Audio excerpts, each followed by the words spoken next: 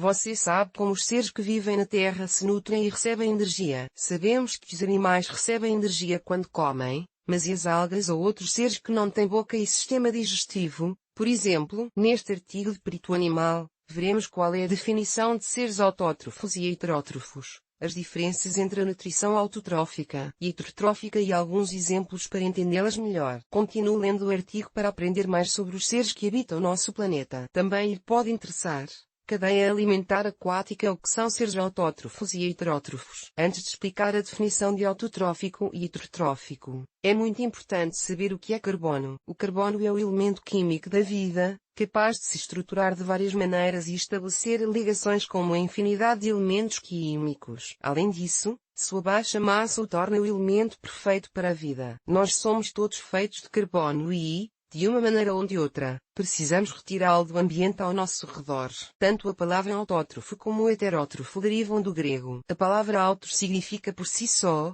hetero significa outro, e trofo significa nutrição. De acordo com essa etimologia, entendemos que um ser autotrófico cria seu próprio alimento e que um ser heterotrófico precisa de outro ser para se alimentar. Nutrição autotrófica e heterotrófica, diferenças e curiosidades. A nutrição autotrófica, os seres autótrofos criam seus próprios alimentos através da fixação de carbono, ou seja, os autotróficos obtêm seu carbono diretamente do dióxido de carbono, CO2, que compõe o ar que respiramos ou que está dissolvido na água, e utilizam esse carbono inorgânico para criar compostos de carbono orgânico e criar suas próprias células. Essa transformação é feita através de um mecanismo chamado fotossíntese. Os seres autótrofos podem ser fotoautotróficos ou quimioautotróficos. Os fotoautotróficos usam a luz como fonte de energia para fixar o carbono, e os quimioautotróficos usam outras substâncias químicas como fonte de energia, como o sulfeto de hidrogênio, enxofre elementar,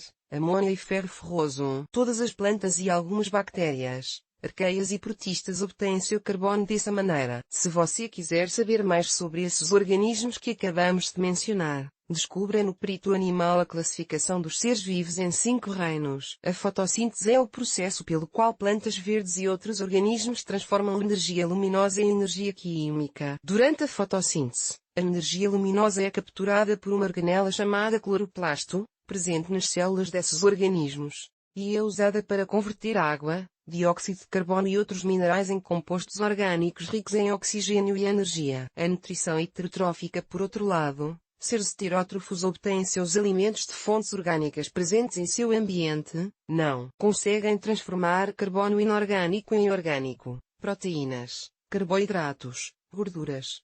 Isso significa que precisam comer ou absorver materiais que possuem carbono orgânico, qualquer coisa viva e seus resíduos, desde bactérias até mamíferos, como vegetais ou animais. Todos os animais e fungos são heterotróficos. Existem 2 tipos de seres heterótrofos: fotoheterotrófico e quimioheterotrófico. Os fotoheterotróficos usam energia luminosa para obter energia, mas precisam de uma matéria orgânica como fonte de carbono. Os quimioheterotróficos obtêm sua energia através de uma reação química que libera energia ao quebrar moléculas orgânicas. Por esse motivo, os organismos fotoheterotróficos e quimioheterotróficos precisam comer seres vivos ou mortos para obter energia e absorver matéria orgânica. Em resumo, a diferença entre seres autótrofos e heterótrofos reside na fonte usada para obter alimentos. Exemplos de seres autótrofos: as pandas verdes e as algas são seres autotróficos por excelência. Especificamente, fotoautotróficos. Elas usam a luz como fonte de energia. Esses organismos são fundamentais para as cadeias alimentares de todos os ecossistemas do mundo. Ferrobactérias são quimioautotróficas e obtêm sua energia e alimento a partir de substâncias inorgânicas que existem em seu ambiente. Podemos encontrar essas bactérias em solos e rios ricos em ferro. Bactérias do enxofre,